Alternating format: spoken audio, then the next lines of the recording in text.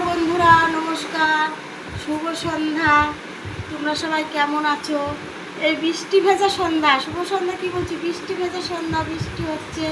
তোমরা সবাই ভালো থাকো, সুস্থ থাকো।